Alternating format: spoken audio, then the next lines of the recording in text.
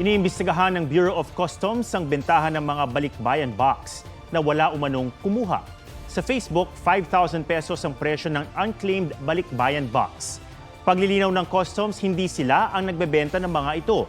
Kadalasan daw ay dinedeliver nila ang mga padala ng walang bayad. Ang ilang cargo company naman, inaming nagbebenta sila ng mga unclaimed package na higit isang taon nang nakatambak sa kanilang bodega. Gumagastos daw kasi sila ng storage fees. Tinatawagan naman daw muna nila ang mga nagpapadala bago mag-dispose pero hindi na raw makontak ang iba.